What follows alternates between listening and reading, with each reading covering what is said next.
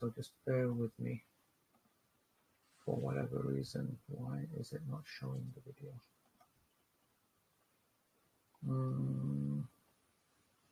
All right, I'm going to join via my phone. I'm going to have to do that, unfortunately. All right, bear with me, guys. Bear with me, folks.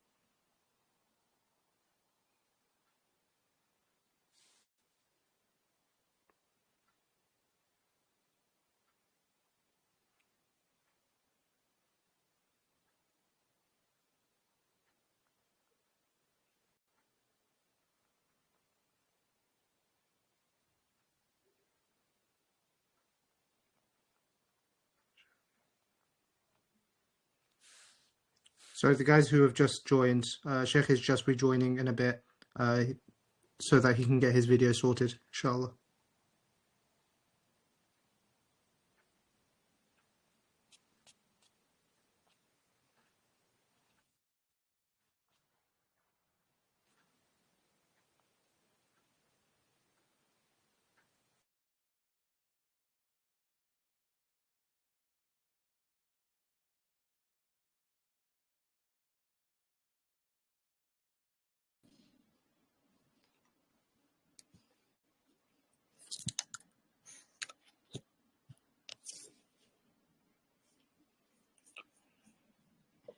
All right, folks. Bismillah, alhamdulillah, salatu wassalamu ala rasulillah wa ala alihi wa sahbihi wa man wala.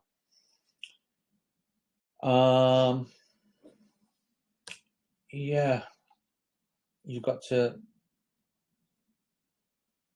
Yeah, so I know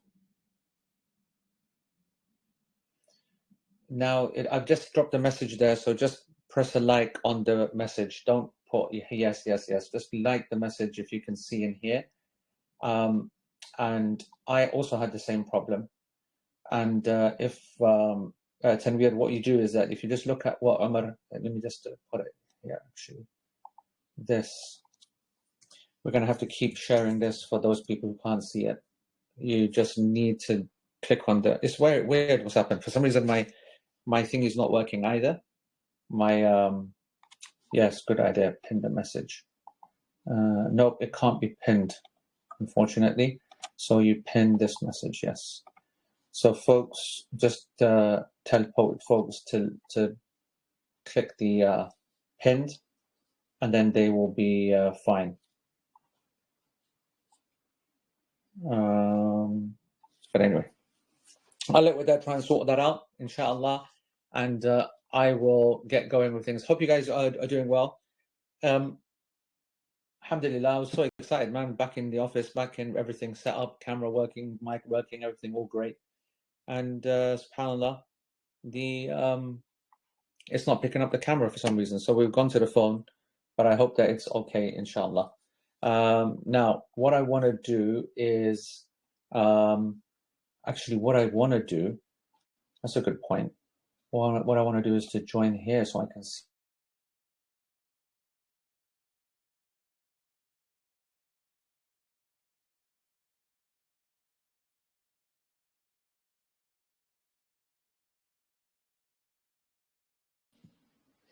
Okay, forget that idea.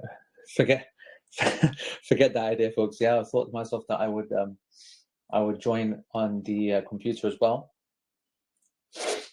but that didn't work. All right, let's jump in. Tanveer, are you there? Yeah, I'm here. All right, great. What we're going to do is that we're going to start with the questions, and I'm going to burn through them, actually. And then once we've got through an appreciable amount, then you're going to start keeping an eye on the folks that are lifting their hands and everything like that, all right? So we'll start off with straight away with, I use echinacea and other tinctures for support. Are they okay to bring with me? Should they go in hand luggage? Go in the hold, okay? Bring all those in the hold. meaning in your packed, checked-in suitcase. All of that is fine, no problem. Using mouthwash, toothpaste is absolutely fine in the state of ihram. It is permissible, no problem with that as well.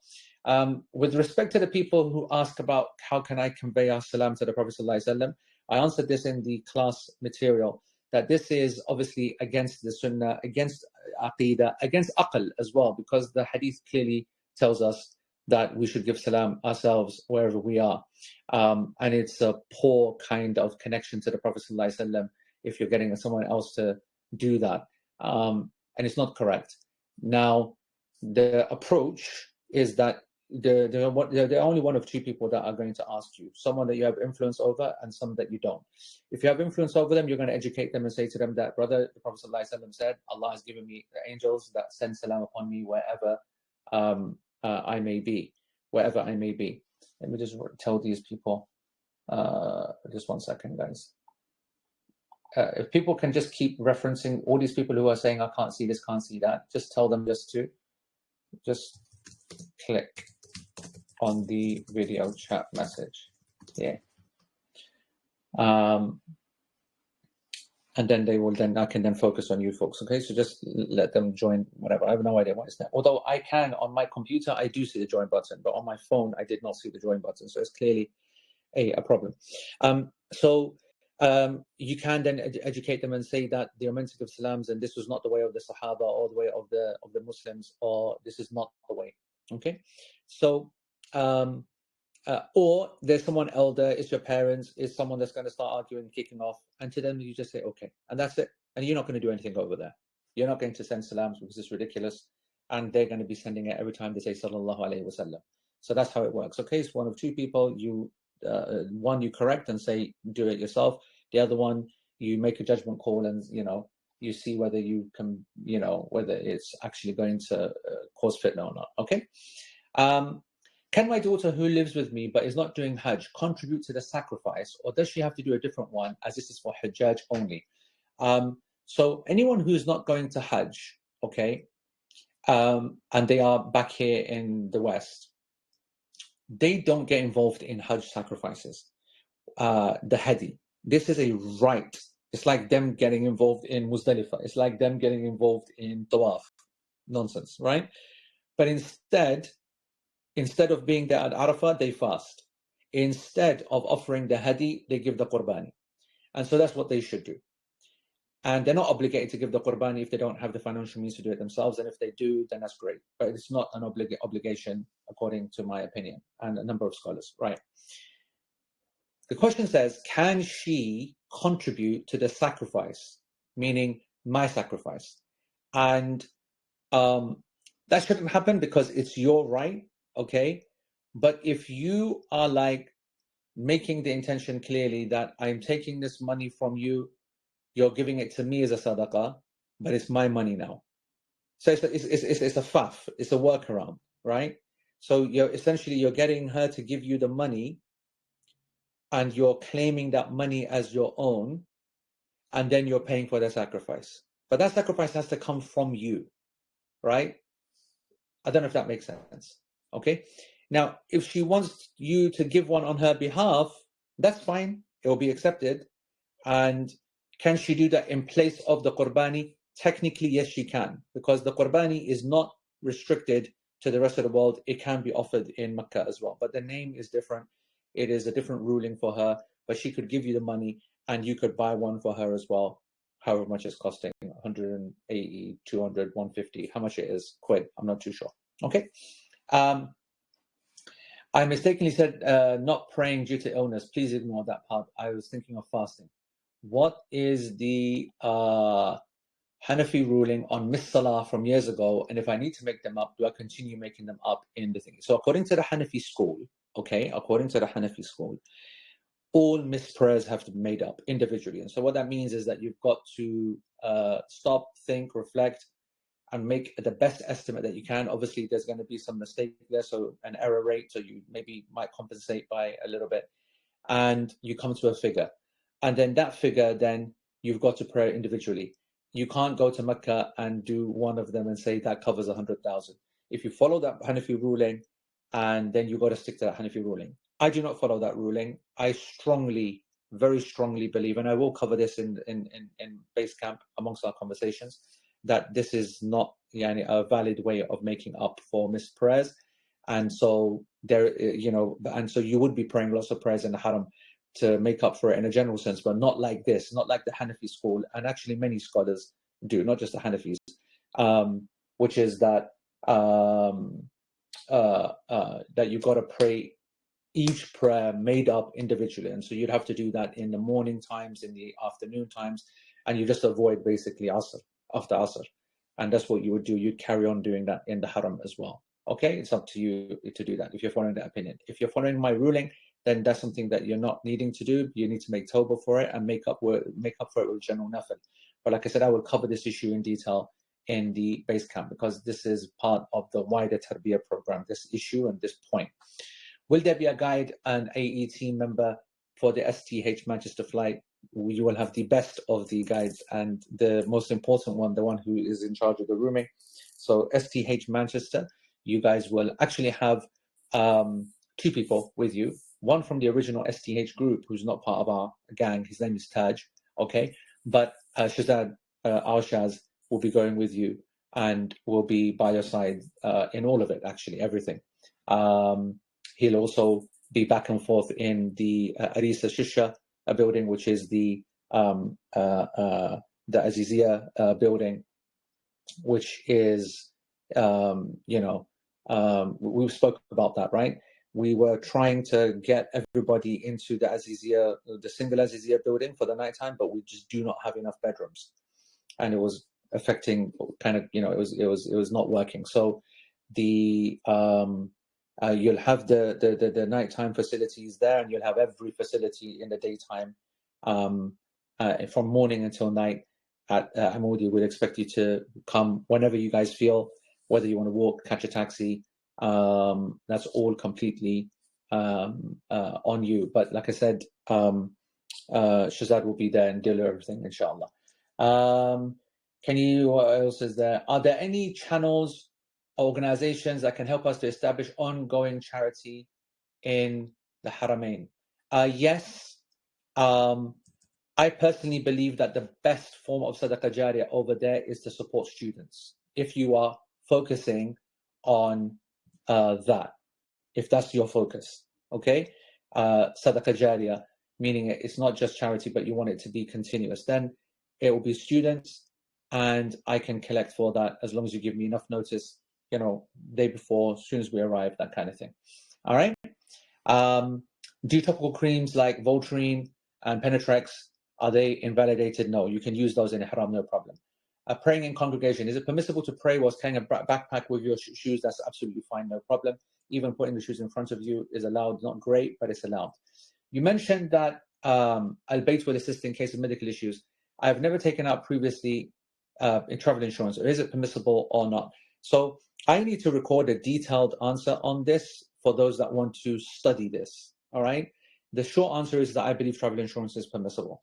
I also hold the rest of the forms of insurance to be permissible, which is not the position of the majority of scholars. However, the majority of scholars end up allowing it for fatwa purposes anyway.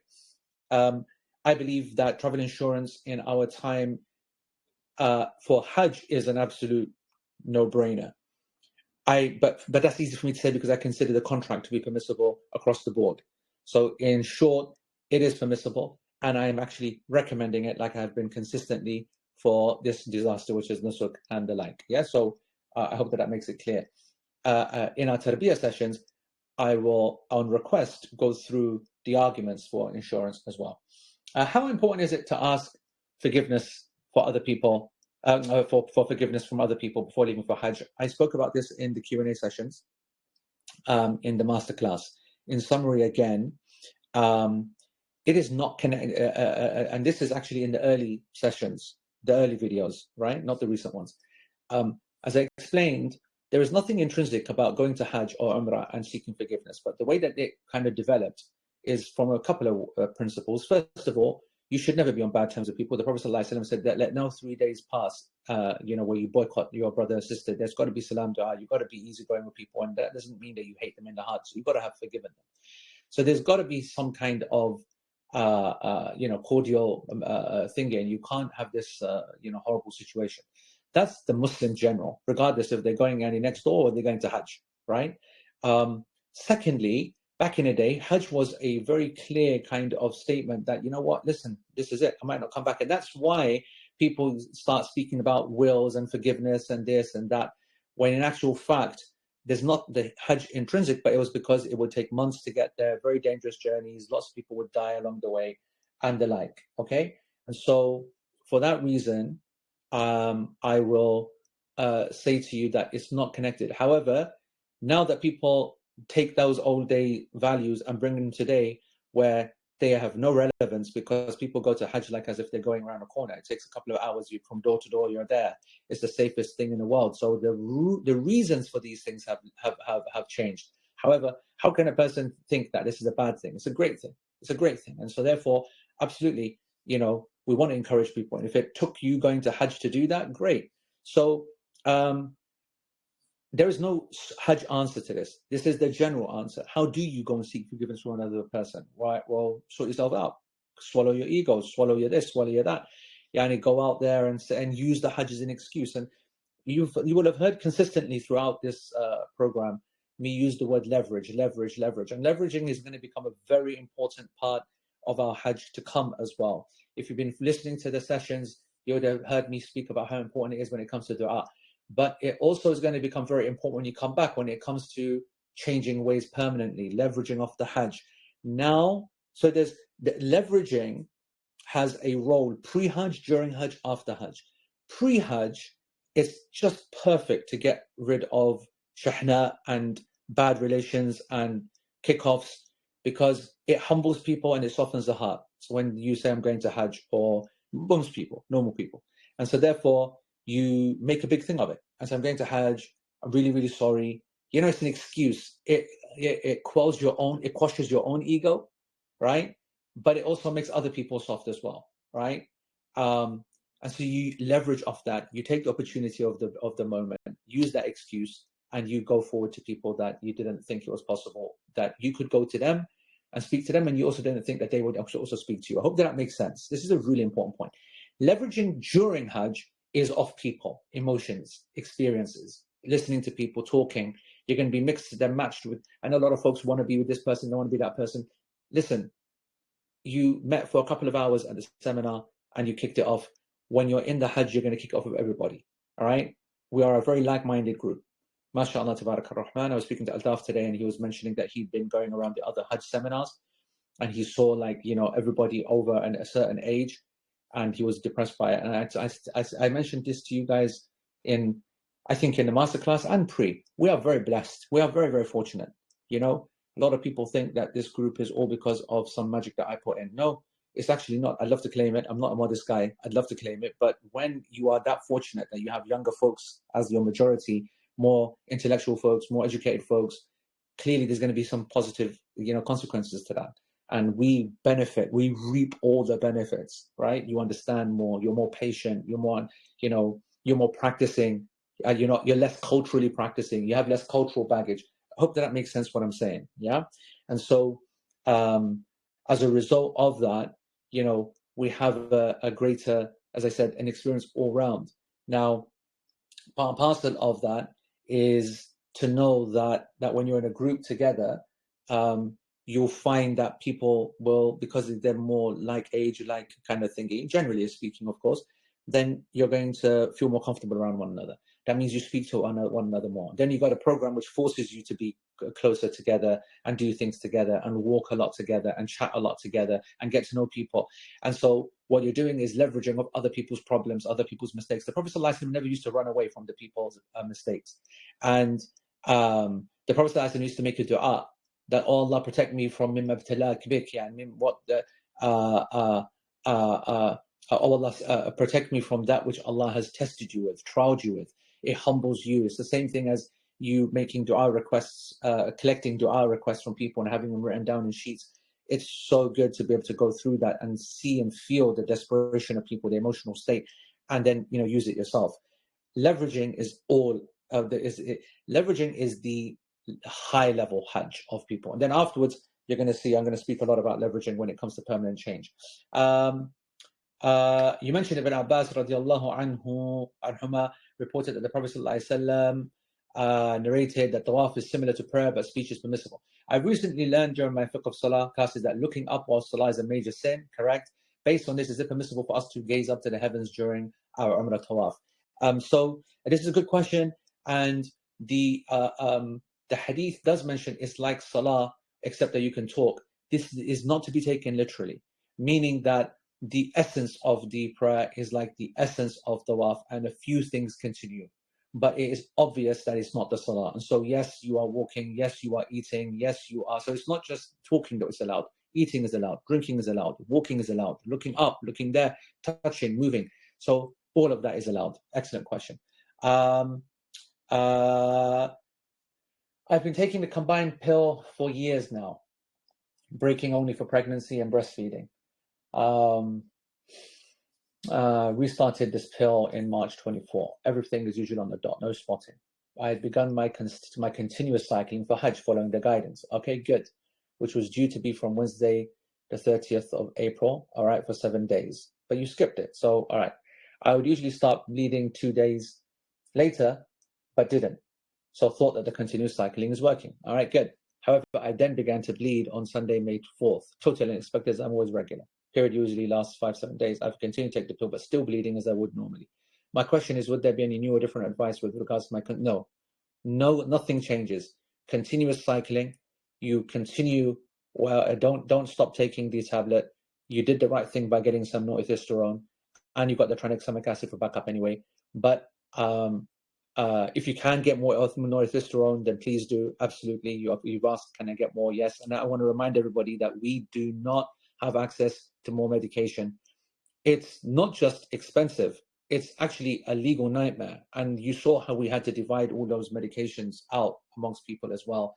And the legal, just getting it, first of all, legally, as you know, you're not prescribing it for people. The whole thing is really, really on top. You have no idea what level of missions and legal stress we're taking upon ourselves to try to do that. So absolutely, everyone should be trying to get their medications. Everybody now has no excuse now. Before, 2 months ago, when we were telling you to do it, these doctors were, bamboozled. They were like, what the hell? Only someone who is got half a brain is going to be, actually willing to listen to you. But, majority of people don't have that kind of thing. So, they were saying, what the hell do you need that much for? What do you need it now for? Blah, blah, blah. Well, now you're leaving next week. So they're going to give you it. So go back to GP, get those tablets. As for you, Baji, okay, I want you to continue taking the pills. Don't take any breaks. The bleeding, I want you to treat like your period. So 5 to 7 days, you can avoid the prayer. However, if after 5 to 7 days it's still going on, you're going to ignore it, and we're going to write it off as istihada. Do not stop taking the tablet, and the norethistérone you've got there as a backup.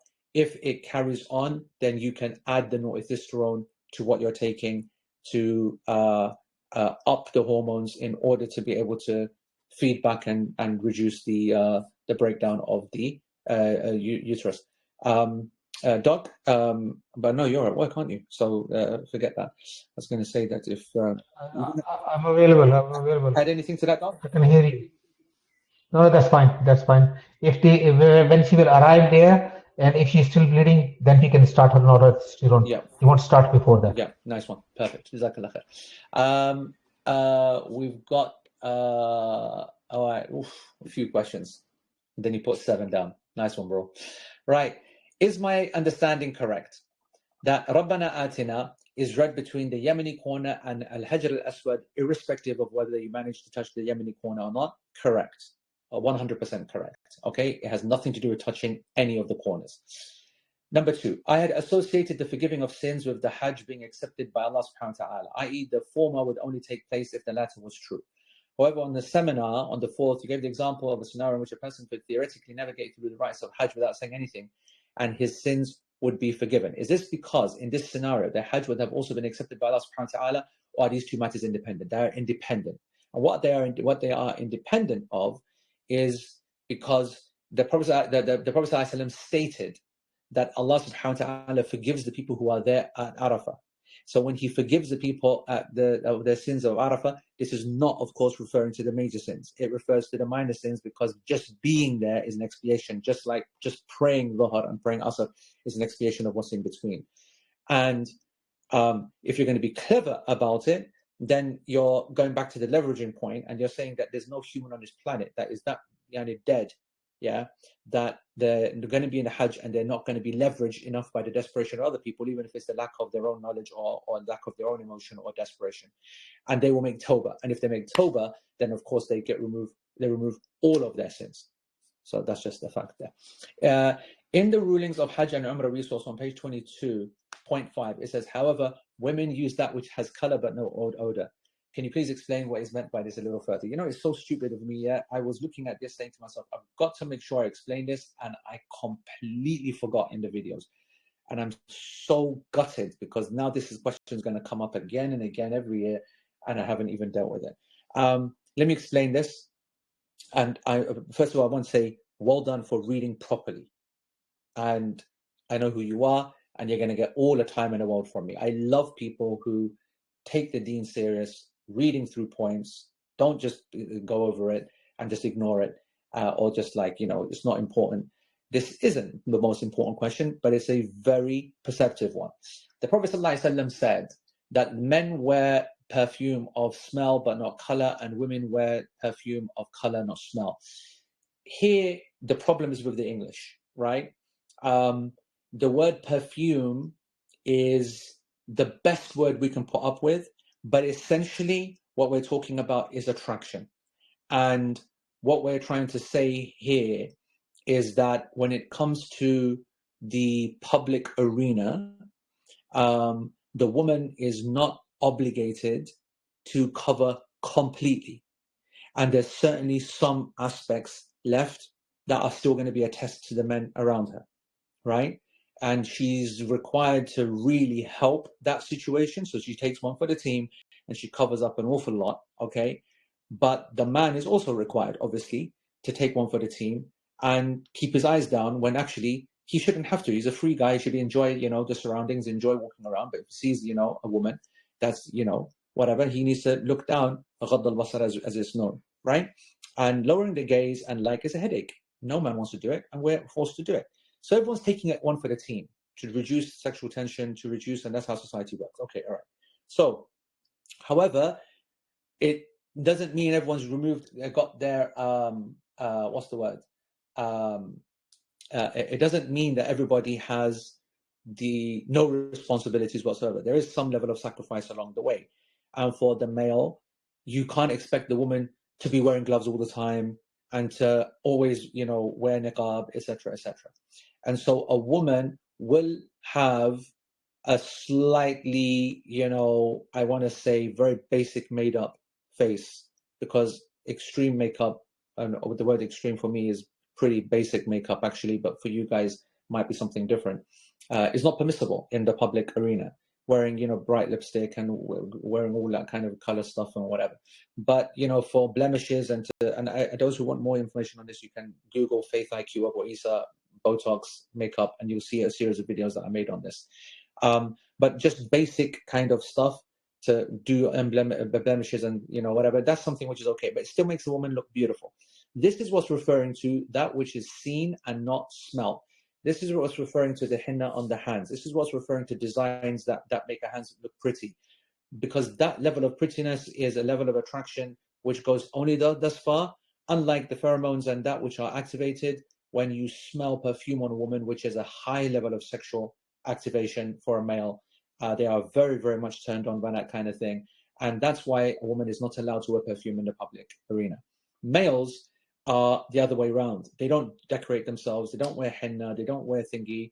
And there's a big difference of discussion upon the mascara essential effect, which is the ithmid, the antimony, which we use for eye conditions. The imams used to not allow men to go out with that during the daytime. They only allow them to wear it at nighttime if they've got eye conditions. Surma I'm talking about, yeah? So men do not display, men smell nice. And women are not as turned on by smelling nice males as males are for women. And this is all from the qadr of Allah subhanahu wa ta'ala, and biology today obviously supports it. That's not to say that women are not turned on. It's not to say that men can't wear this. This is speaking in generals, and we fit general concepts. So to answer your question, this is what it means that a woman does not go out at any time actually wearing perfume publicly, other than that which is neutralizing. So deodorant stuff, and that's okay. All right. This has nothing to do with ihram.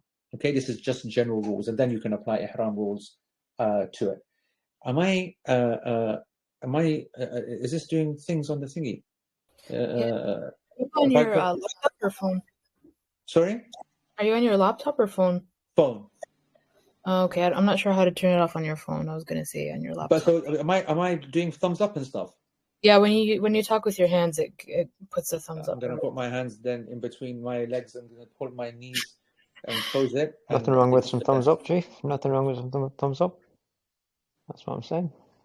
And is the 10th of Dhul Hijjah a good opportunity to take your backpack from Mina to Azizia and get some fresh clothing, or would you not recommend this because we will be shattered? Yeah, correct. We do not recommend this. We'll be shattered. But when we get to Mina, then you will see the plan that we will make for that. Okay, and we will be going back. There will be flexibility. We will be going back to Azizia during the days of 11 and 12. And you see, you ask the question with ease, relative ease. Everything is relative, right? You would never imagine that you would do an hour walk to a place just to go and have a shower, or to get some more clothes or something like that.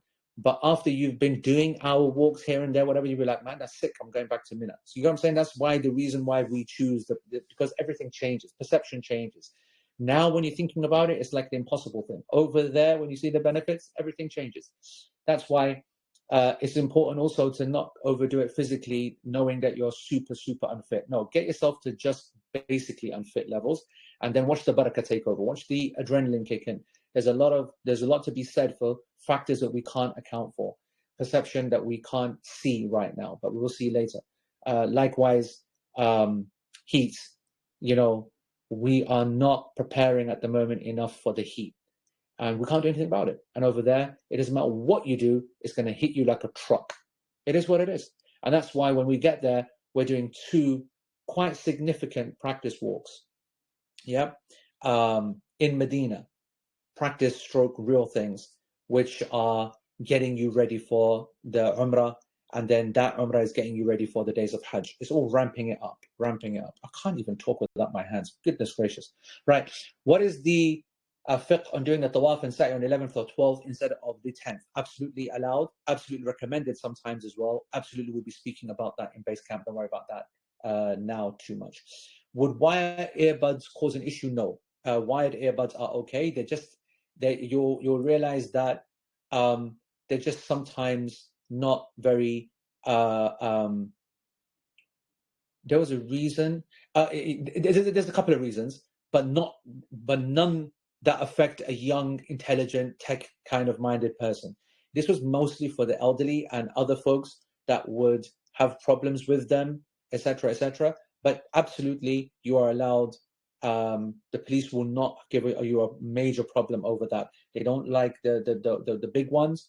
But even they'll allow those as well. So I just want to make it clear that you can bring wired headphones, but they've got to connect with your phone, and you can bring the big ones, but they've got to connect with your phone. You've got to check that first. In Arafah, what is the ease with which one can use toilet and wudu facilities? Actually easier, in my opinion, than Mina and certainly Muzdalifah. And we are always close enough. It's not as bad as Muzdalifah. Muzdalifah, we actively are going to try to avoid thingy. All right, so alhamdulillah, I answered all those questions. Please, can you explain if you can use face body? Yep, I've already answered that. You can use all moisturizers, creams, whatever, that are unscented. That's not a problem. And those that have a scent of a cream, no problem, right? And those that have alcohol, no problem. And also a cough lozenges that have dichlorobenzyl alcohol, no problem, because that's not the ethanol, that's impermissible. The ruling on travel insurance, I believe, in my opinion, is not specifically for Hajj. I believe you can use it outside of Hajj as well.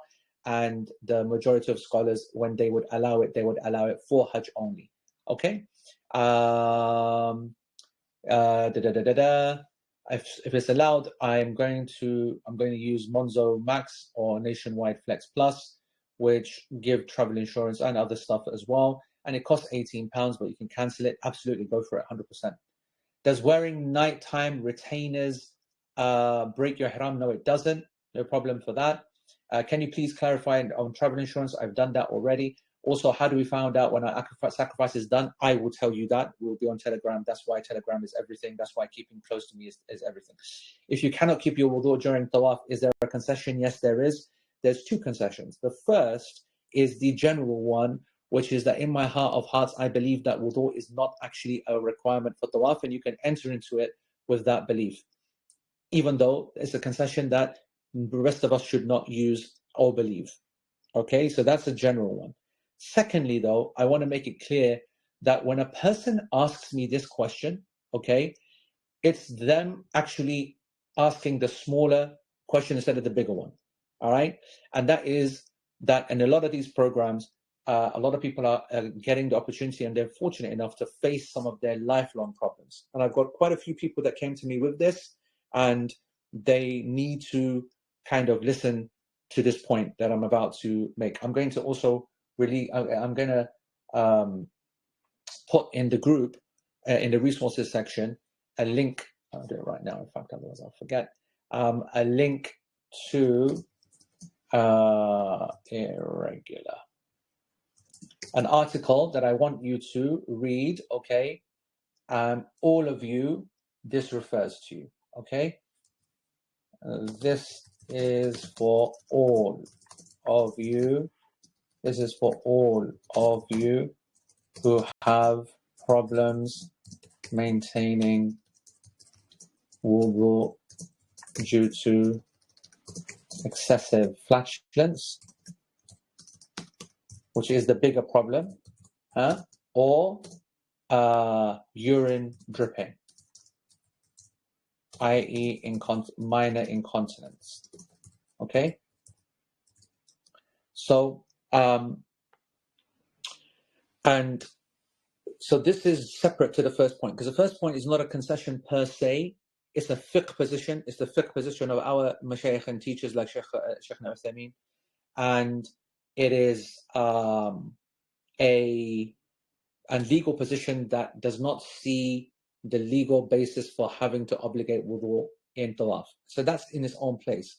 And what do I mean by using it as a concession? When scholars give fatwa, before they give fatwa, which is, what does fatwa mean? It means a new novel answer to a new novel situation, right? Brand new situation requires a brand new ruling.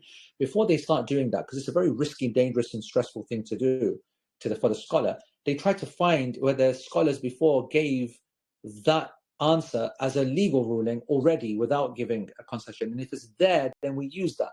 Yeah, this is the classic example of how, no Hanafi can practice Islam in the modern world without sometimes taking Maliki, Shafi'i rulings here and there. And this is not fatwa shopping. This is called modern life. And my own teacher, Mufti Taqi al-Uthmani, who's one of the most senior scholars in the Hanafi school, himself stated this point, right? That no madhab has the full truth. You have to be able to utilize the opinion of, I just realized this might be able to be lowered. Oh, yeah, it was, yeah. Sorry to put that weird angle. I didn't realize. So you can, sometimes use this kind of position of utilizing the differences of the scholars to give solutions. That's the first thing. But then the second thing is what I'm telling you, which is that if you are, when a person says to me, I'm going to have trouble in tawaf, it means that you are passing wind constantly and you are suffering. Every day you are making multiple wudu. You don't need to do that. I'm telling you now, you do not need to do that. Passing wind does not break your wudu for that person. They only need to make wudu when they go and intentionally pass wind. They're in control and it's, I want to pass wind, not this uncontrolled one, or I want to go to the toilet. So when you intentionally, actively, consciously break wudu, that's when you need to make wudu. Otherwise, you don't need to, and you could pass wind as much as you want. It doesn't affect any of your acts of Hajj or Umrah or Salah or this or that. So I want to read this document, understand it, and move on from that. Okay, when shortening the prayers as a traveler, do you also shorten the witr? No, that remains as 3 rak'ah. given the scholarly consensus and your position that a woman's voice is considered awra, no. A woman's voice is not considered to be awra according to the vast majority. There's no consensus on that. On what basis do you differentiate this from your view that women should recite the talbiyah aloud? So I don't know where this position is coming from. The woman's voice is not awra, and you need to provide evidence for that. That was the position of the minority of scholars. There's a big difference between saying this and saying that a woman should recite Quran in public or sing or this or that, whatever. This is two different things altogether. So I've thrown that back on you. Number two, can wheelchairs be used on the first floor that you would like us to do something on? Yes, you can. Yes, wheelchairs can be used on all floors, by the way, all floors. I once went to Umrah and the site was incredibly busy. Absolutely. And that's because you're doing it wrong. Okay? And it's not going to happen again because you're going to follow my instructions. And that's why Danish got all the votes for his video. If you watch video 20, then you will see what you did. I bet that when you watch video 20, you're saying to yourself, oh my God, that's not how I did Sa'i. You're going to say, not only that's not how I did Sa'i, you're going to say that's not where I did Sa'i. Okay? So you can confirm that to me in the chat when you hear this. For clipping nails, shaving pubic hair, etc., could we do this the day before actually getting into the state of ihram due to sensitivity, blah, blah, blah. Let me make something very clear here. This is another misunderstanding, and subhanAllah, I don't think I covered this in the videos. That's another fail on my behalf, okay? I want to say something. It is not a requirement for ihram to shave your underarm hair and whatnot. It's a sunnah to do so. And what I mean is that the more fresher that these areas are, I just want you to know that the minimum period is something which scholars differed over. 40 days is a popular opinion because the Prophet didn't really go hard on a minimum. But you should always assume 3, 4, 5 weeks, 40 days as an absolute maximum period that you don't clean yourself properly, whether it's nails, pubic hair, X, Y, Z. You should see that whatever. At the same time, you should also know that the more often you can do that, the better. Like, the more often you can trim your mustache, the more often that you can cut your nails and clean yourself, even every day, this is closer to the way that the believer is than anything else. Every day may be a bit too much because you spend too much time, but every couple of days. Now, most people can't do that, right? Okay. So you're balancing it every couple of weeks or every Friday or whatever, and that's great. Now, I want you to understand ihram to be in the same way. Ihram, it is in that light of a person doing it regular, and you know what, Mars will now do it for ihram as well. But the theory, though, legally, is that imagine that a person hadn't done it for ages, right? Absolutely, you must do it then before you enter in the state of ihram. If you hadn't done it for weeks, does that make sense? That's when it becomes obligatory. And so therefore, I want to say, if you've understood this answer, then you realize then that it is allowed for you to do it even a week before, and it's not a problem. And you don't have to cut it a week. You don't have to cut it on the day or day before. A person could do it 4 days before, a week before, 10 days before, even 2 weeks before. But you wouldn't do that because that's a bit manky, that is. Yeah. All right. I hope that makes sense. Let's have a look here. How did the miqat come into being a thing? During the videos, you talked about levels of beneficial places, i.e. the Black Stone being the most in the Kaaba, the Masjid al-Haram. But how did the miqat become significant, come into fruition? That's a great question, subhanAllah. The short answer is I don't know, because the Prophet ﷺ never explained the history of the miqat. Only one, that's Dhul Hulayfa. But he didn't explain its excellence as a miqat. He explained its excellence as Wadi al-Aqiq. It is blessed, just like you gave your list. And frankly, this is chosen by Allah. It's tawqifi. What do I mean by tawqifi? Meaning that we have not been given the history and the reasoning behind any of these particular actions. And therefore, this is sami'na wa ata'na. Yani, this is what Allah has chosen. This is what the Prophet ﷺ demonstrated. So we're just going to go with it. That's essentially what it is. Okay, folks? That's essentially what it is. We don't know what the reasons are. Should we be bringing a prophylactic course of antibiotics? Yes. If you can bring a 3-day course with this from Ryson, please, that'd be great. I have a urinary incontinence where it takes me some time for my urine to fully finish up, stopping of all droplets from after you finish dribbling. Okay, the penis finishes dribbling. In my daily life, I work around this by not using the washroom 30 minutes before salah, wearing a pair of pants after peeing, which I do not use for salah. After about 30-40 minutes, I perform istinja and change back to my clean set of pants. This is to ensure that I do not have one second. This is that I do not have any droplets of urine on my pants when I pray. During the state of ihram, should I follow the same approach? After using the toilet, I could wear a second set of ihram clothing that I will not use for prayers, and maybe I will mark this set with a permanent marker. After 40 minutes or so, perform istinja and change back to my clean set of ihram clothing, which will ensure that I do not have any urine droplets on me. Jazakumullah khair. I mean to your du'as. Let me answer this question and tell you to reset everything that you've been doing pre-Hajj and during the Hajj as well. If you suffer from urinary incontinence outside of ihram, I want you to follow one of these two scenarios. This is men and women, this is age, whatever, regardless. You are either one of two people. You are either someone who suffers complete urinary incontinence, which is the legal definition of urinary incontinence, which is a complete lack of bladder function, and therefore you need to wear a catheter, and you need to have a bag which is collecting significant amounts which are pouring. For that, you'd have to have a bag, and you'd be making no istinja, nothing, whatever, whatnot, blah, blah, blah. Okay? You would be just carrying on as normal. Everything is as normal. All right. Then you're the second person, which is that, no, I don't have that level. I just have dripping, right? And I want you to know that dripping is of two types. You have a medical problem, and you have everybody. What do I mean by everybody? Everybody drips. All men and women drip. The muscles that men and women use can be trained, and you can become better than other people, but everybody will drip.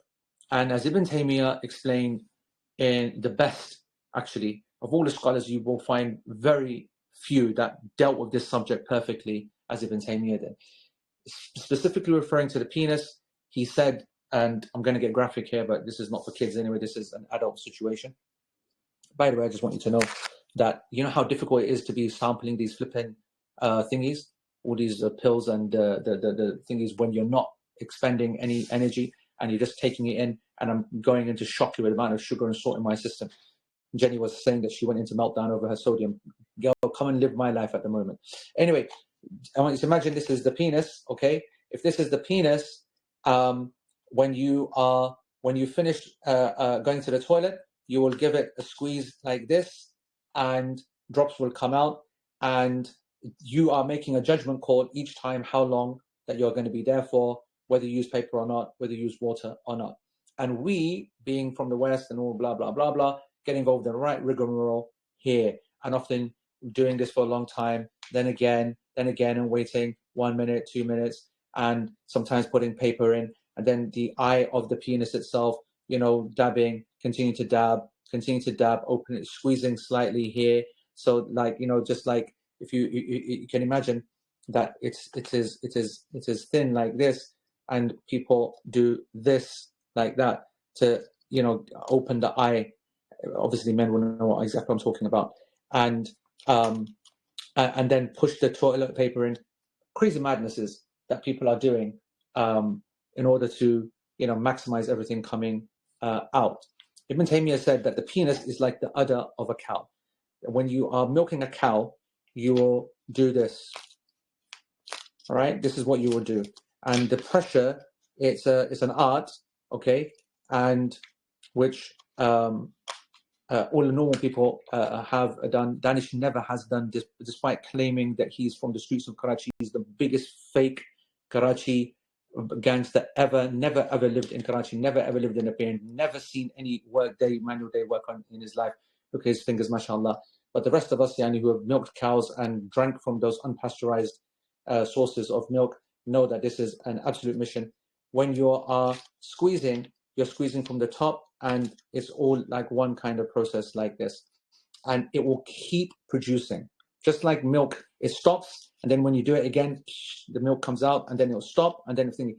And he said that the penis is like that. The longer you keep going, it will keep producing. And that is 100% correct. Because even if the urethra itself or the urethra itself becomes dry, there will still be drops that will come, still drops that will come.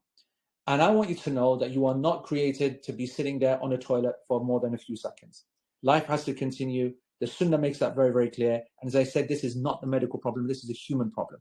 Everyone dribbles a bit. And so you need to have a different approach to this. And that approach is that, number one, set yourself a time limit. And that time limit should be no more than 30 seconds. 30 seconds, I'm going to sit there, tap, tap, squeeze, squeeze, tap, tap, squeeze, squeeze. And that is it. Because you could sit there for half an hour, completely be normal, have no medical condition, and you could still produce drops. That's my guarantee. There you go. Okay? So you set yourself a time limit. So that's the first thing. 30 seconds, done. The second thing is that you're going to always have waswasa. And that's the beauty of using water, which is called istinja. And we'll speak about this during our Quba walk. Okay? Remind me when we're doing the Quba walk, someone should tap me and say, speak to me about istinja. During our big main Medinan activity. You'll love it. So that's why you use water as opposed to istijmar, which is using just tissue paper. And you will allow the water to flow and you do not dry yourself. And you keep your penis wet, all of it wet. And then you put on your underpants and that's it. And you are not held accountable for anything else after that. Whether there's a stain, whether it's not, whether it's what. And that's the vast majority of people. Remember, we're talking about the separate type. I said there's A and B. There is another person who actually does not have incontinence, is not normal, and does actually have very defined, real drops of urine half an hour later, proper. Like, it's not enough to be wetting his pants as such to create a big thing, but enough to make, like a good few mils to come out, or more than that, maybe even. And so it being a significant amount, but not enough to whatever. This person here is following the exact same ruling, except that they would put on something. You don't need to wear a set of underpants and remove it. You can wear like a sock. You can get a sock made. You can have like a condom type, which is a lot more obviously smaller and thinner, and have it knitted, or be a sock type that is attached just to be able to remove the waswasa. That's the only function that it's taking, and it's not to be removed, and it will remain there all day. And you can have tissue in it, for example, or you could just do basic tissue. So you get tissue and you fold it up, whatever, and you put it underneath the eye of the penis, or you can, and then put it inside your underpants, whatever, etc., etc. And it remains there all day. It's not to be taken away. It's not to be considered najasa. It's something which is pardoned. And in ihram, it will be the exact same item. You would not be using a second ihram. You would not be using anything else. So I hope that everybody has understood this. This is a question that I get asked regularly in Hajj. It got put to me in the seminar by a couple of people, face-to-face and online. This is the level of detail that you need to have this question answered. Okay, folks? All right. Barakallahu feek. And Allah subhanahu wa ta'ala knows best. May Allah subhanahu wa ta'ala bring it easy for you. If you've understood what I've said and you have the confidence to do it, this has changed your life. It will change your life. The amount of thanks I get for this explanation is not like any of the other questions that I answer. And it's only because you have put upon yourself such an impossible way of living, which has nothing to do with Allah and His Messenger and this deen. It's not. This deen is a deen of ease and practicality. And what you've put forward about half an hour this, 40 minutes that, istinja this, that, this is not a deen that I recognize, neither do the scholars recognize. And those Maulvis that tell this is because they don't understand the deen in a practical sense, only in a false theoretical sense, with my greatest respects to them. And Allah knows best. Regarding the SIM cards that the team is negotiating for the entire group, is that for both eSIMs and physical? No, this is for eSIMs only. And the more that we're doing extensive tests with them, you know me, I strike a proper bargain. Yeah, so I made the guy give it to some people in Saudi so that the thingy, and hats off to the chief. This is why the chief is the chief, because I didn't think about this. So the chief came in and he said, what are you talking about? We've got to do this. And so at the moment now it's going through extensive testing, speed testing, this, that, before I put my name to something, because I'm not going to do my own best DNA at your extent. But when I do say we're going to go big with it, then we're going to go big with it. But only if it passes. Still, the test is not done yet. So give it a couple of days. So this is eSIMs only. And the point being now is that this new development is superseding all previous advice that we spoke about physical SIMs. This is the game changer. This is the game changer. It might not be so dramatically sounding for you as it is for me. For me, it is a major game changer because it means that there's no, I mean, Fatima, I know that you won't mind me saying that this is your question, but you yourself, of all people, know what happened last year and how much it affected our program not being ready to go on the first day. This takes care of that problem straight off the bat. So we're really happy about that. What else do I want to answer? Do you have any recommendation or advice if my phone does not support eSIM technology? Yeah, you will be getting a physical SIM over there. It is what it is. We've been doing it for years. No major problem. Okay, just make sure your phone's unlocked. I have a Samsung A25. It's not compatible with eSIM. Do I need to get a new phone? You don't need to get a new phone. No. But I think this is as good time as any to get a phone. Like, in my opinion, I would look at your phone and think about it from other points of view. So it's Hajj. You're going to want to take some nice pictures for memories. It's Hajj. You need a phone that is able to take the temperatures as well, because it's crazy. Now, it might be that the newer phone that you were thinking of buying has better pictures, has longer battery life, has the more better temperature control. I found that myself. The newer you get, the better it is. So this might be the justification for you to get a phone. But then if it has eSIM, that's even better. But you need to have it ready to go. You need to be used to it as well. So make your own decision on that. My phone is a Samsung S21, does not have eSIM. This is because it was made for the Korean market, not the European one. Should I get a budget smartphone from here that has eSIM so we can download? Or should we get a SIM card when you're out there first day? I mean, listen, you can get the first SIM card. Yeah. I don't think it's a major problem. But if the person got a cheap one, I'm good with that. It takes me a long time to read Arabic, and I'm trying to memorize the du'as in Arabic, but I don't have that many memorized. Is it better for me to read them in English so I do not, so I don't have that struggle? Do not make mistakes, as I know a mistake can change. No, I think that you carry on struggling. The mistake is not going to affect your dua because Allah subhanahu wa ta'ala knows what you're trying to do. But I also want you to have a bit more confidence and a bit more value for your English dua. Don't put so much credit into the Arabic dua. So I want you to continue, but don't make the Arabic the be all and the end all. The top 5 du'as to memorize if you are focusing only on just du'as. That's a tough question. I need to think about that, maybe write it down. Rabbana atina, obviously, fi dunya hasana is right in there. Allahumma innaka afuun tuhibbul afwa fa'afu anni, I think would be another one. That would be it. The dua of Arafa la ilaha illallah wahdahu la sharika lah, that's written. These are all written in English, and I need to think about which ones I put above and beyond others. That's a tough question because it's not the Sunnah question, right? In Canadian, I received the e-visa without biometrics. Are you missing something? Nope. You were not meant to do. Remember, Canadians and Americans were not meant to do it. I gave my zakat on the 2nd of the Hijjah. I give my zakat. Just want to reach out. Fist bump. How do I produce fireworks? You of all people, Yani, deserve. Yes, that's right. That was amazing. I don't know how that worked, Yani, but that was incredible. But I want to say that you know who you are, and wallah, you're the person who deserves fireworks. When I come across a person who doesn't pay their zakat in Ramadan, I go, that's a real one. That's a real one. By the way, Americans, guess what? I just received all your tickets. Sick. Mubarak, mashallah. Americans, shout out to all of you lot. I just received all of your e-tickets right now. Everyone, Yani, who is so stressed and so whatever. Oh yeah, okay. Americans, there we go. Sick. This phone's sick. Bro, that's sick. You know what? we cuss Telegram a lot, yeah, but that was pretty sick. I think, okay, JFK Americans, Mubarak. Oh no, it's not that. It's not the clapping, Sheikh. It's the thumbs It's up. 2 Yeah. thumbs up. Oh, two Double thumbs thumbs. up. There you go. 2 thumbs up. Okay. 2 thumbs up. So there you go. So anyway, Samia, double congratulations to you for reasons that you know. So anyway, like I said, back to the point. You know, it's like the same feeling. You know when you meet a person who says, I don't have a mobile phone, and you're like, Ras, you be a serial killer. You are dangerous. You are a legend. You know the respect that you have automatically for someone who operates without a mobile phone.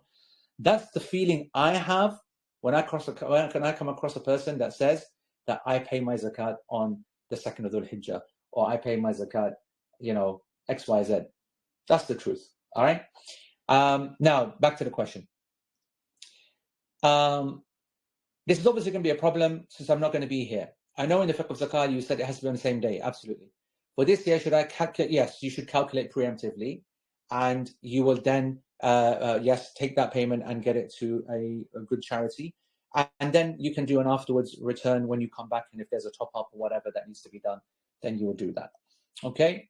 I am on A1400 from London, which means that my flight to Medina has a transit in Riyadh on the Saturday, the 24th of May for 4.5 hours. Is that true, guys? Chief or Danish or anybody, can you just check that? Because that sounds crazy that that's 4.5 hours. All right, it's true. Okay. All right. I never knew that. I have very close family in Riyadh who I haven't seen in 7 years. Ras, I know where this is going. I know where this is going. Potentially leave security for a couple of hours for them to greet me and then doing it all over again. I want to say to you that even if it was allowed, I would, for me, 4.5 hours is not enough, right? It's 6 hours, I would consider it. That's the first thing I'll say. Secondly, you're not allowed to actually do it. And I am the guy who can tell you that because this happened to me many years ago, but not for the reasons that you're talking about, but for inadvertent reasons. And basically what I'm trying to say is that you would not have legal permission to board your flight because you would have burnt your Hajj visa. You're not allowed to do it, basically. All right, just long story short, you can't do it. All right. So I'm sorry about that. My dad has back problems, sciatica, and plantar fasciitis, and he's very mobile, alhamdulillah. He's been breaking in his ihram compliant slippers, mashallah, excellent. However, if he needs to change to more supportive footwear during Hajj for medical reasons, if he encounters significant issues with his feet, can a fatwa be supported? Absolutely. Bring them with him, okay, and let's see how it goes, all right? I need to understand if I should be praying or not. My period was on average 7 days throughout my life. For the last year and a half, I get a discolored discharge literally once where it seems like blood is mixed in, but it's not bright blood. And then for 3 days, absolutely nothing. I used to pray thinking this was not my period. Then I was told this is my period, so I stopped praying. But I don't feel that it is. So get a discharge literally once where it seems like blood is mixed in, but it's not bright blood. Then for 3 days, absolutely nothing. This is not... Sheikh. Yeah. Did you answer this? Yeah? I didn't hear the question, Sheikh. I was... No, so you want me to repeat the question, or are you saying that... You know what it is? Yeah, repeat the question, please. Yeah, I think that this is actually a bit more specific. So I think that what you do is just message Doc, okay, directly on Telegram. Okay, this particular question, it doesn't seem that... Because I will then tell him about what needs to happen as a result, but it's not clear to me what's happening because I don't think you've given enough detail. The rest of it I can answer. Do you advise people to get a haircut after Umrah? No, shave after both. Okay. Is it easy to find a legit barber to do the shave? What's a legit barber, man? I trust that. You see, there are people who say the one who takes longer. It's not easy to find someone who takes a lot longer. That's the truth. Okay.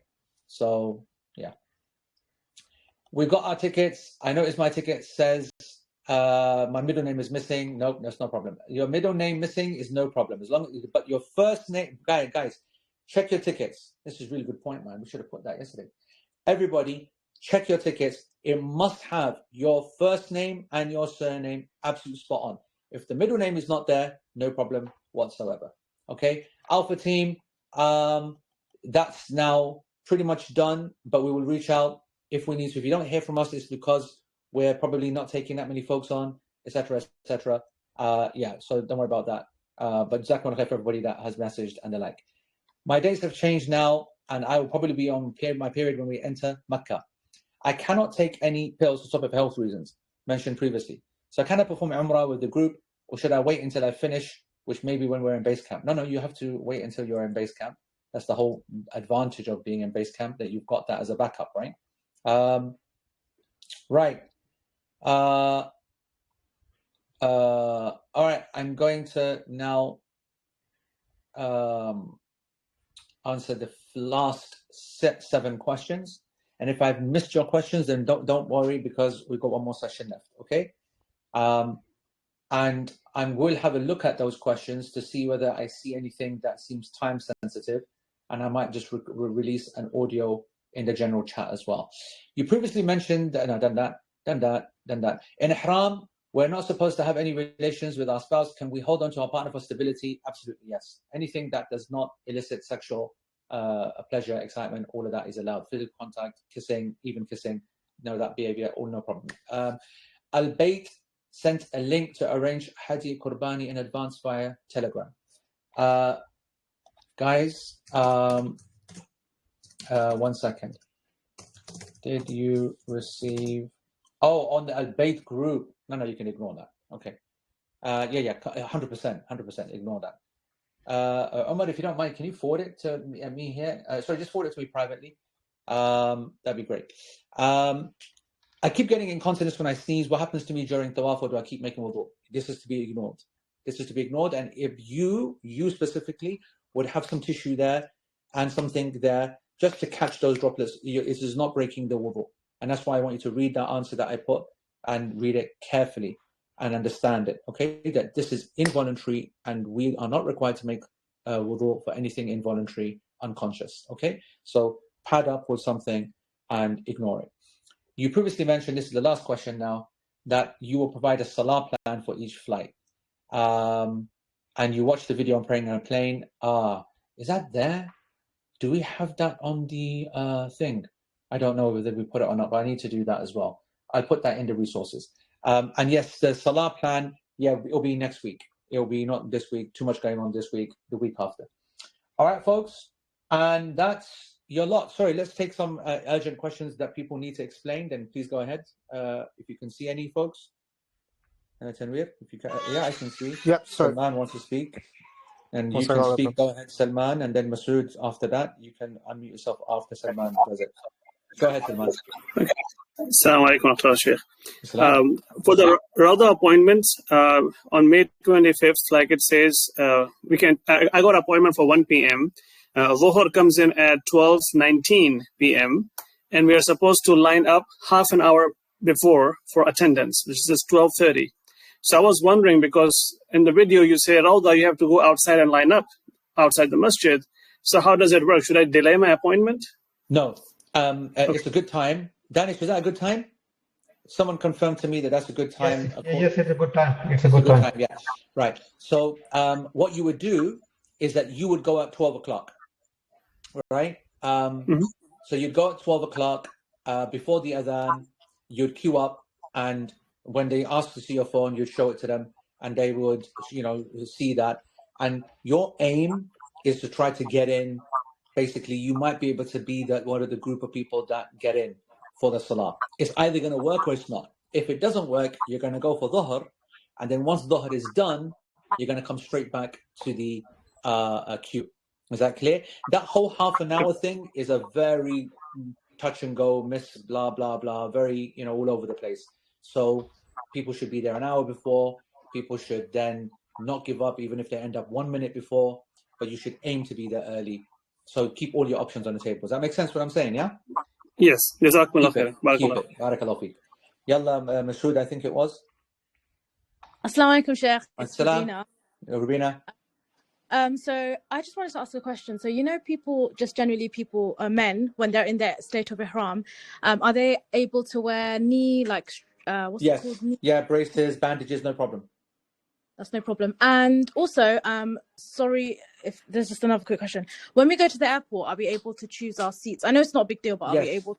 Yes, you are. So this is important, by the way, and I will release some writing once I get my head together and I sort this office out.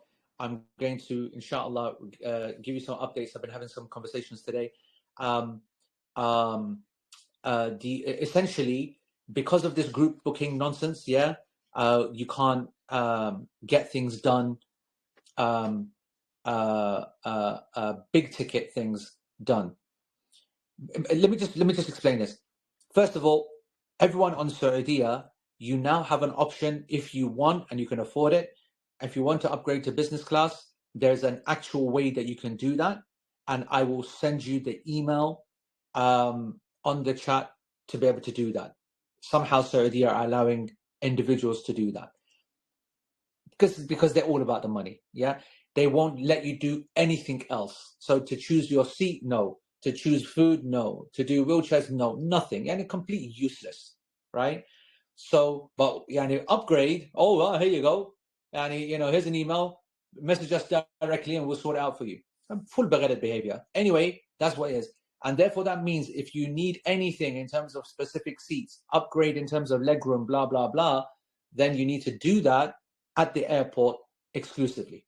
Number one. Number two, Turkish folks, they apparently, when you receive your e-ticket number, are finding a better result when they call through. They don't get that block wall of this is Al-Bayt and only they can do it. So you guys are going to try to change whatever you want.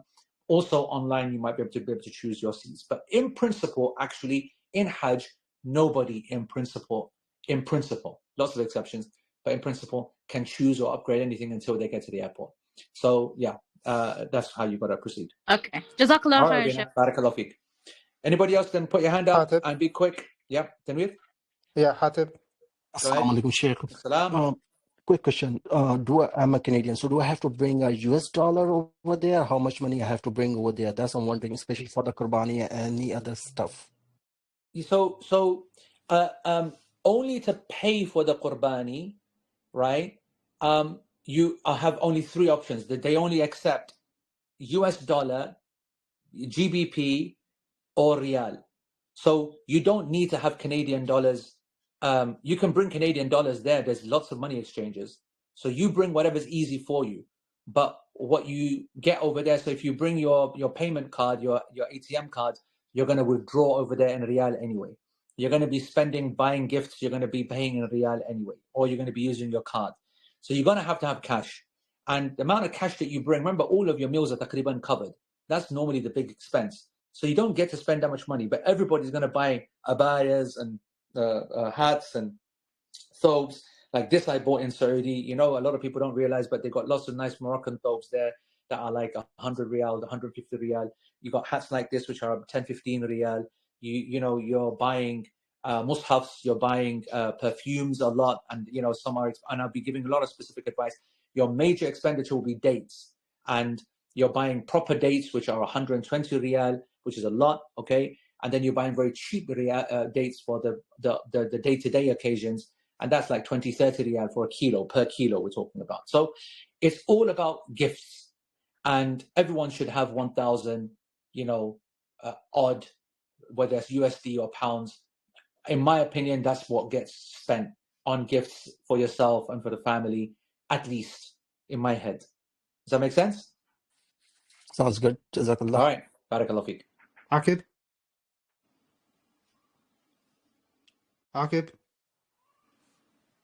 No. Okay. Omar? Quick question, because you were talking about salam earlier. When you are giving salam to Rasulullah sallallahu alaihi wasallam, should you be raising the hand while you do that? It's okay to do that. It's okay, and the only reason is because you are in his presence. You don't need to. It's not sunnah to. But if a person did it, I wouldn't be putting that hand down. But it's not the basis. It's not the basis, but it's allowed to, only because of physical presence. Good question. Akib, one more time. Sorry, I had issues with mic. Assalamu alaikum. Excellent. So yeah, we can. I just want to say, how many people, name the people that you can see with their hands up, Tanweer? So Shireen is the next one waiting. Then we got Maryam, Salim, and Suhail. Okay, so Salim and Suhail. Suhail is going to be the last person. You guys are the last people because it's Maghrib time, and that's enough, and we'll have another session as well. So go ahead, Aqib, and then the rest of you will be called out, and you can unmute. Go ahead, Aqib. Okay, weird question. So when you're there in the heat, not in a Ihram, what would you recommend wearing under the thobe? Would you be like just boxers and stuff like that because of the heat? Yeah, so I don't know about recommendations. People are so different. But for me, I have to wear a t-shirt. So I always wear a t-shirt. Otherwise, you're going to go through too many thobes. Whereas t-shirts, you can buy them out there, very cheap. You can wash them yourself as well. And I'm not a boxers guy, so I don't like that. But I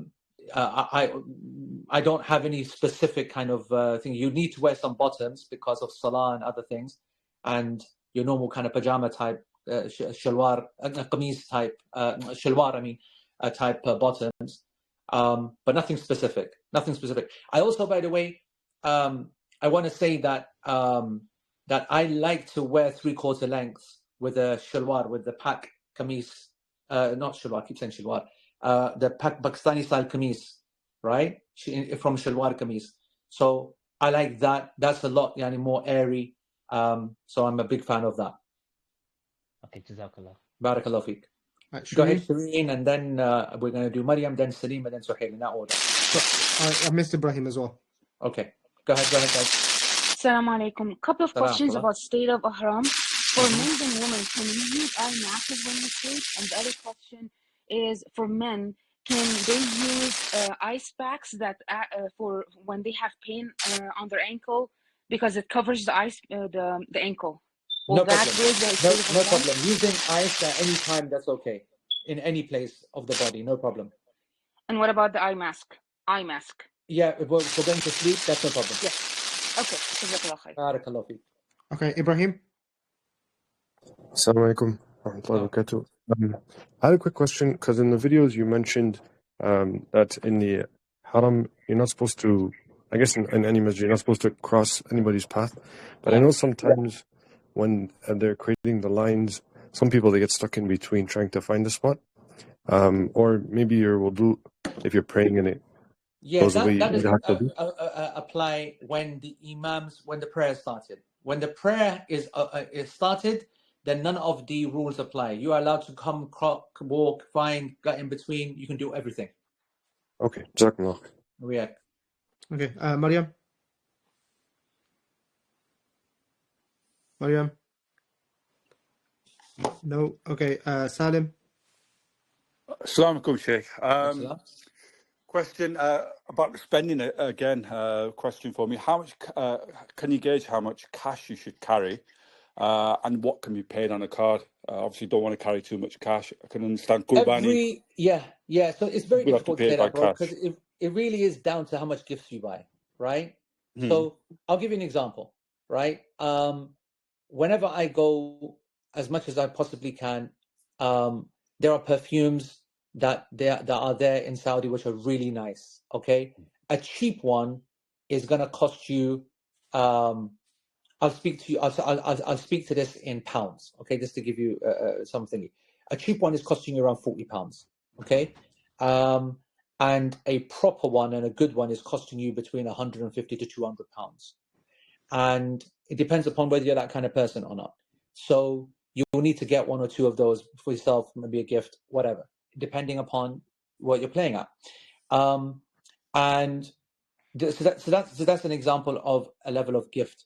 A thobe costs you about, obviously right now UK are loving it because you're getting huge return, over 5 riyals. Yeah, so a thobe is costing you less than £20, whereas a couple of months ago we were paying £28, £27. So a thobe, a nice one, ready-made, costing you £20-25. Right. So I think 1,000, I think 2,000 is a ridiculous amount of money to spend on holiday money, but that might be a lot of gifts. But 1,000 is probably about right per person, and you're going to buy minimal food. And when it comes to cards will be acceptable in basically every shop in Medina and in Mecca when it comes to all of the Western chains, all of the takeaway shops, all the coffee shops, and also all of the more expensive items. But when you go into grocery, small like little kind of units, it won't be acceptable there. The dates that you're gonna buy, it's not acceptable there, so you need cash for that. So I would say that a person should be bringing a card and carrying between 1 to 2 in cash. This is what my opinion should be. £1,000 to £2,000.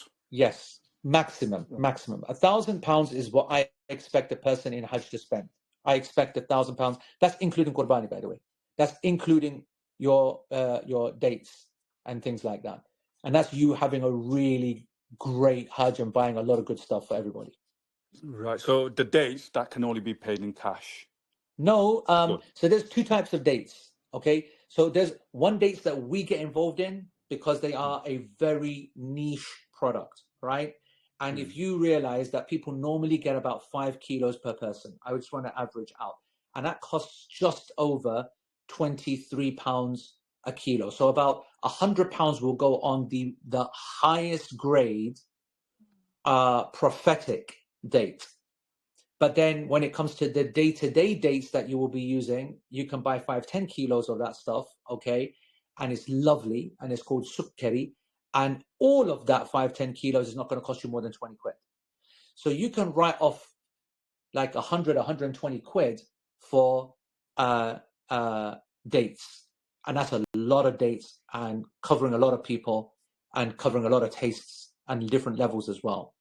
So the larger portion of dates, because that's being paid to a person that doesn't have a shop, is a farmer basically, then that has to be paid in cash. So that's why I'm saying, you know, you don't need to bring that much cash, but a few big ticket items. The Qurbani, which is maybe about 150 or 200, 180 or 200 pounds, that is going to be cash. So you need at least 500 to 1,000 pounds in cash, but that's you know, to use. But obviously, if you've got your card, you can withdraw money from over there. ATM's working great, everything, blah, blah, blah. Especially if you've got the Starling, which is one I've been recommending from the very, very beginning. No limits, 300 quid a day, fantastic. Yeah. All right? Okay, Jazakallah. Barakallah. All right, Suhail. Suhail, try unmuting yourself. Yeah, can you hear me?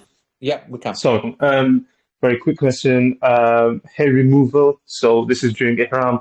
So I'm reading if hair falls unintentionally, there's a sadaqah to be given. Is that correct? No. And if so, who would I give it to? Yeah, it's not. And I really dislike that opinion. And I really, really, really dislike that opinion. And you will not be getting that from me. Anybody that wants to follow that opinion, they're obviously free to do that. The hair, a person that removes hair, they would need to do it intentionally because of whatever reason. They will pay for the fidya of Ihram, 6 people, just like we explained in the section of Ihram or fast, for example. But if a person does it by mistake or not knowing or not understanding or not realizing or whatever it is, they're brushing and it comes out, there's nothing to be paid for this. No sadaqah, no evidence for it whatsoever. All right? All right, we're going to try Mariam one more time. Assalamu alaikum. No, Sheikh answered my question. Answering another question. Jazakumullah khair. I think we're going to call it now, guys. All right? I think we'll call it. And the remaining... Actually, I just want to... If someone gets circumcised due to sudden... If someone got circumcised due to a sudden worsening of Atlantis lymphomosis shortly before Hajj, is it permissible to wear underwear? Or is there a better solution? The better solution is to wear something more specific than the underwear, okay? But I want you to know that if a person decided to wear underwear because of that problem or the bleeding or the discomfort, yeah, they're allowed to, but they pay the fidya on top. And remember that the fidya is only feeding 6 people's meals. It's not that much, or fasting a few days, just like we explained in the section of the Ihram. All right, and we'll call it there, folks. I think that's enough, and inshallah that gives us, you know, some good stuff to get into in the next session. So same time next week, and we'll keep the chat open as well. We can carry on there as well. Don't ask too many questions there though, but anything that I've asked, if there's some clarification or I may have made a mistake or speaking quite quickly, and any other comments or feedback on the actual video and blah blah, and let me know. Barakallahu fikum, jazakumullah khair.